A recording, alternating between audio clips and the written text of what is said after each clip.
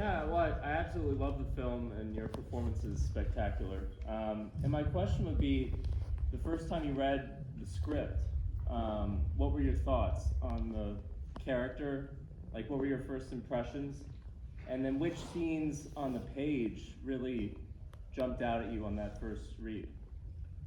Yeah, so I first read the script about 6 months after meeting Sean and agreeing that I wanted to do this film and that we would work together. So he went off to write it for me, and when I read it for the first time, I was blown away by the script. It was even more beautiful and complicated and interesting than I could have imagined. And I was immediately a little overwhelmed and scared about how different of a person Annie was compared to me, to who I am. She was just someone who felt so far away from home. And so the scenes that jumped out to me were the things that felt so foreign. You know, there was so much about her that I felt like I needed to do a lot of research to learn about. You know, the dancing, speaking Russian, all those things I had no experience in. And then obviously, her being a sex worker, it's a community that I knew very little about. And so I knew that I needed to dive in and try to do as much research as possible so that I could just get to know her better. Yeah, I guess I'm curious what it's like working with Sean Baker in terms of the improv on set, and maybe if you can name a scene or two in which there was extensive improv, because it feels very natural, it flows very naturally, so I guess it feels like a lot of it was improv. I guess how much was it? Okay. Yeah, so Sean's someone, I mean, he wrote a beautiful script, first of all. And so, you know, we had a beginning, middle, and end for each scene, and we knew what needed to happen, but he would also write things. He would write a paragraph describing something that was happening, or say, you know, Annie does this, she walks over to this person, she does that. And so it was kind of on me to bring those scenes to life when there's no dialogue on the page. So, for example, the opening scene where Annie's walking through the club, she's talking to customers, talking to her co-workers, all of that is improvised. And so Sean shot that on 3 mags, and each of the mags are about 10 minutes each. And so he would shoot it on a long lens from across the club. The club is like completely live with music and people everywhere, and I had a wireless mic and an earpiece, and I would walk from, you know, client to client, talking to people, trying to pick them up. And Sean would say, okay, you don't need to go over to that guy in the corner. And so I would go over to him and try to get him to go into a private room for a dance. And so all of those things were improvised. And it was really interesting for me as an actor to do something like that, because you have no idea where a scene's going to take you. You have no idea what this person's going to say or how they're going to react. And I think that we were able to set up the film in a really interesting way because we went about shooting it like that. But then, you know, he allows for a lot of freedom in his films and gives freedom to his actors. And so, for example, there would be like a scene in a film that said Annie shows off her dancer's flexibility. And I'm like, okay, what is that? And so I'm thinking about it, and I've done so much research, talked to some incredible consultants who have similar lived experience to Annie, and so I was able to understand what that might mean. And I was like, okay, well, I think it would be interesting to choreograph a dance, like a striptease for Yvonne, that Annie does for Yvonne. And so I picked a song, an outfit, and I presented this dance to Sean, and he was like, oh, great, like let's make a music video out of that. And so I think that kind of just shows the collaboration that we were able to have and his trust in terms of like improvisation or just general freedom with the character. Okay, all the way in the back. The final scene is so powerful. I'd love if you could share what it was like to film it, and also what do you think it says about Anora?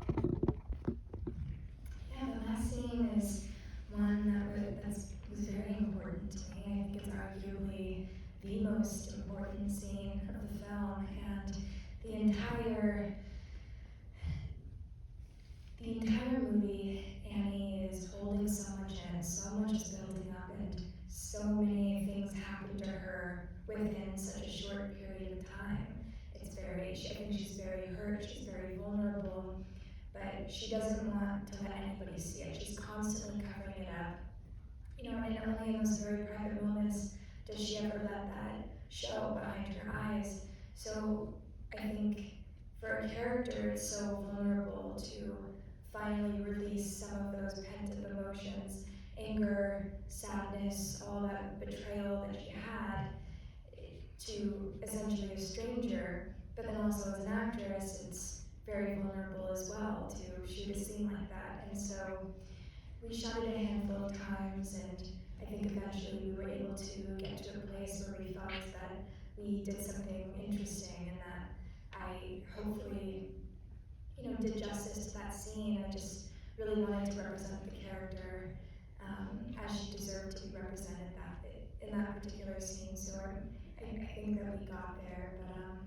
But in terms of what I feel it says about the film, I think that the ending is so open-ended and can be perceived in many different ways.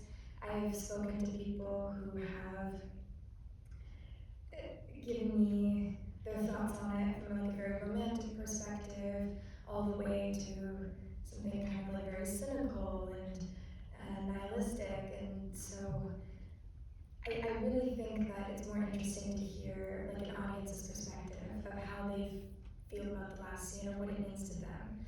Because I think I'm still very much stuck in my character's mindset of what it is exactly to her, but I think it's kind of an interesting representation of the audience member, what would they feel that the ending means to them.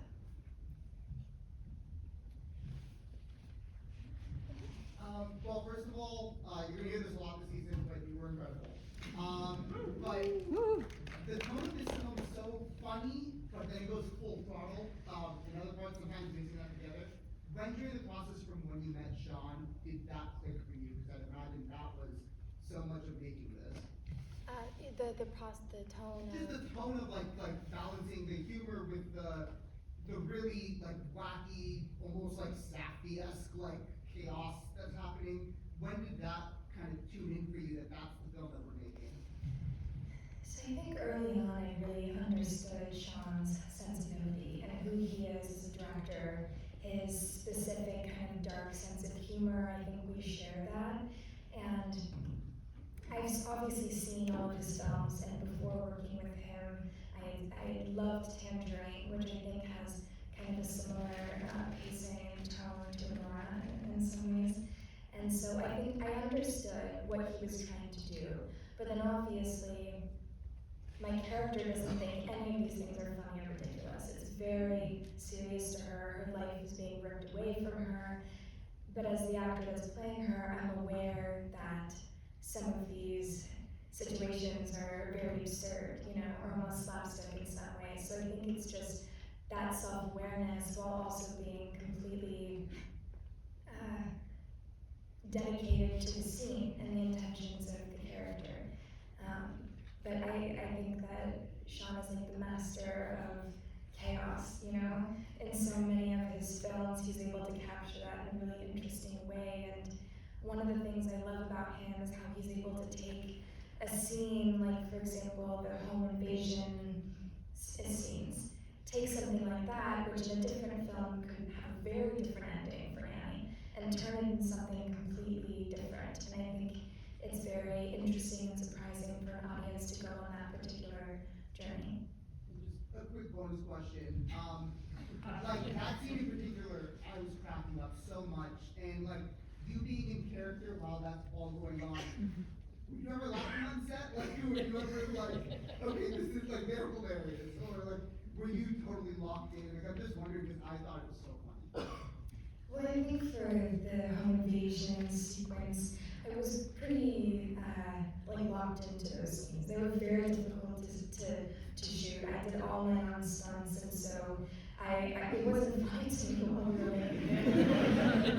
But there were definitely like times we were shooting super late at night, and you just like lose it, and some random thing makes you laugh, and you can't stop laughing, and we're like ruining rolls of film, just laughing. But I think that it's a testament to how fun it was to make this film and how much we all really enjoyed it, because I've done projects where I didn't feel that way, you know. where it definitely felt like work, but I think all of us, we had a wonderful time shooting. Although the only person who never laughed was Yura, and it was very frustrating for me. He has a very specific, dry sense of humor. I think it's also the language barrier mixed in there, excuse me. And he is one of the funniest people I've ever met, and it was infuriating that the things that he would do to make me laugh. Yeah. So I know that both you and Sean are really big students of the craft of cinema.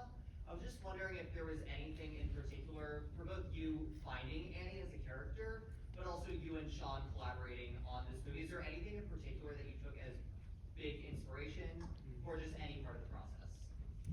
Yeah, so Sean sent me a handful of films to watch, sort of to prepare for the film, maybe to get an idea for an energy. So he sent me Female Prisoner Scorpion, which is a Japanese film from the 70s. It's really amazing. And sent me some like 70s Italian sexploitation films to watch. Sent me some Depardieu films, one specifically Lulu. And I would watch these films and I'd be like, I don't know why Sean wants me to see this. And then there would be a scene and I'd be like, oh, I understand now. Or a character would come onto the screen and be like, oh, I get it. There's just something about, I think he wanted me to understand his sensibilities and who inspires him as a filmmaker. And then, we just talked a lot. We got to know each other for a year before we started filming, and we were good friends at that point. And so we were constantly collaborating on the character, sharing ideas about her. To when we got on set, I had done so much research, so much preparation. I think we both just had a very clear view of who the character was. And I mean, there were even times on set where we would be trying to like rewrite a scene or figure something out, and we would look at each other and like say a line at the same time, and then like high five and like go and film the scene. So I think we just got really lucky that we kind of creatively meshed in some specific way that it was just a very kismet working situation. Thank you. All the outfits were like particularly amazing in the movie, but I want to know, was there any outfit or like a specific piece of jewelry that you really liked wearing during the film, or something you maybe would have liked to take home after shooting? Well, the clothing is so important. Costumes are one of the biggest pieces of bringing a character to life, because you can do all the work, all the preparation, all the dialect training, learn Russian, learn how to dance, but once you put on a costume, it's like you're able to walk onto set like you are that person. And so I created lots of Pinterest boards and lots of inspiration photos that I collected for how I wanted her to look, and her hair and makeup. And so I even, when I was living in Brighton Beach, I moved there about a month before filming, and all of the stores are Russian clothing stores. And so I bought a couple pieces of clothing that my character wears, like this very sparkly rhinestone pair of heels. And then I definitely just took things, like I was like, I'm keeping this. And so I kept this little silver like triangle bikini that my character wears in the film. To me, it was just such an interesting piece because it's like essentially a tortilla chip. But I think it's very powerful and symbolic of the character, because it's a very specific choice of why she chose that specific piece of clothing, how it makes her feel when she's at work.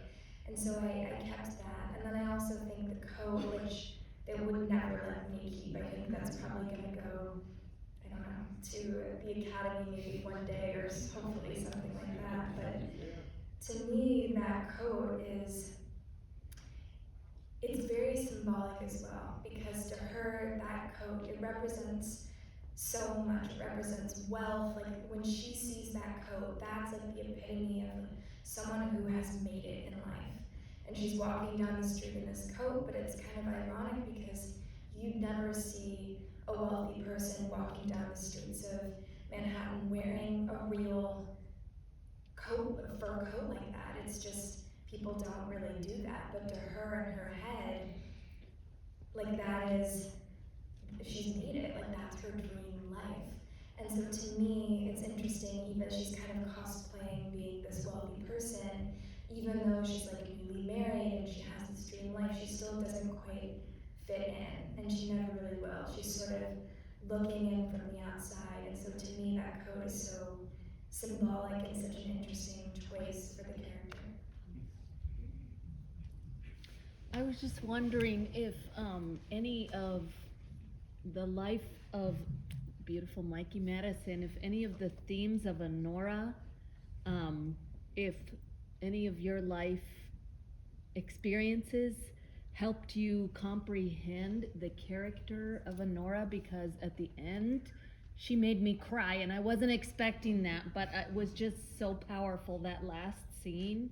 So I wonder if any of your life experiences related to the themes of Anora and helped you really become that character like you so poignantly did. Well, thank you. You know, she's. A question? Yeah, I thought it was like. It is a good question. Anne is someone who has always felt so far away from who I am. And it really scared me to play a character so different from myself. And so I think that I started small, building the character, trying to find things so I could understand her better. And so honestly, when I was making the film, when I was creating the character, going through that process, there wasn't much that I felt like was from me. I felt like I was sort of creating it. But I think as filming has ended, and I've had all this time to reflect, there are things I think that have influenced me as a person about her. She has this incredible fighting spirit and this hopefulness that I really admire, and has never been something that I felt I've really had. So yeah, I mean, it's a good question, and there's often lots of actors who I've spoken to who are like, I'm exactly like this person that I played, and I don't know, I don't think I've ever really experienced that. I would like to one day play a character who I feel similar to, but it's not my personal experience. Thank you. Hi, first off, congratulations on the movie, it was amazing.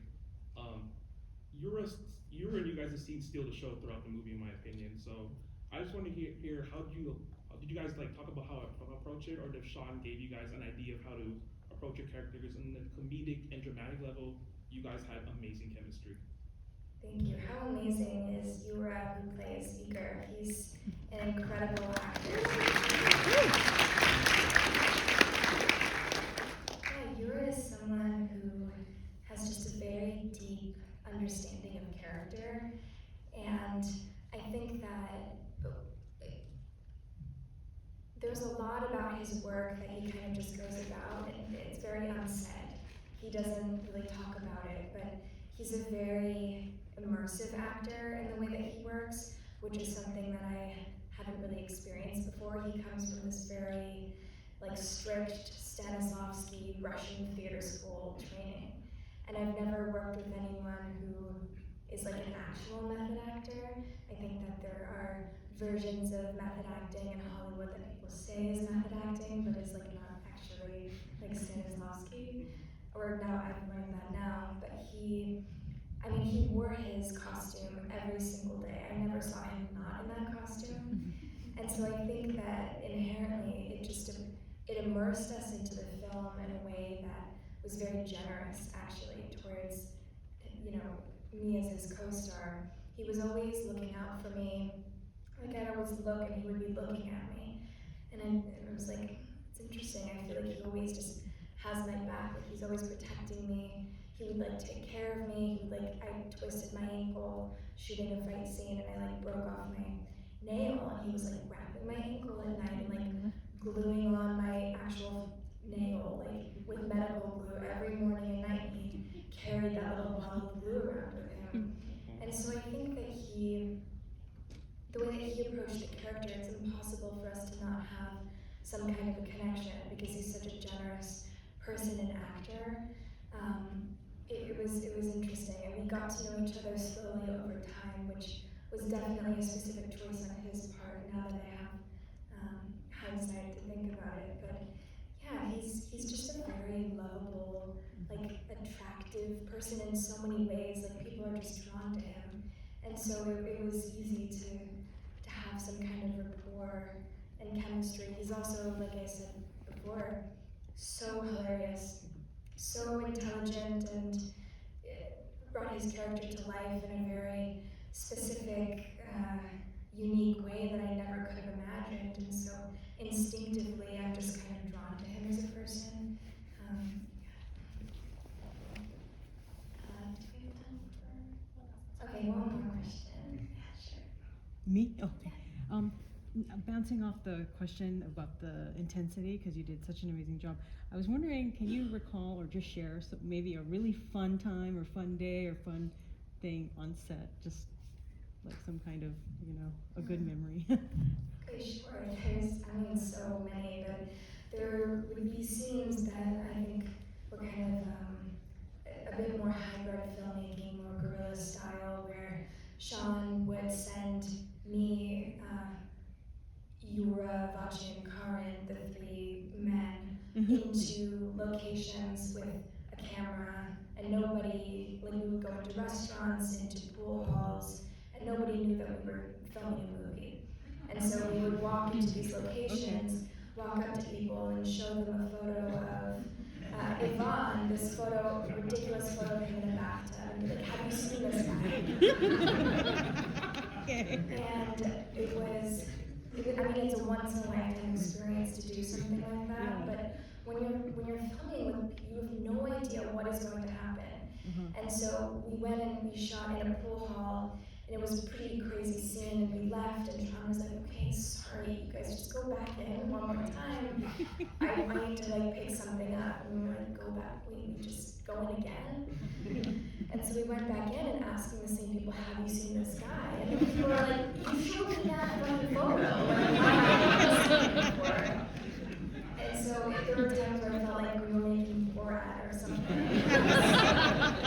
It was so fun though, and then obviously afterwards they'd be like, hey, there's a camera, do you want to be in a movie? And everyone would sign things, but that was a pretty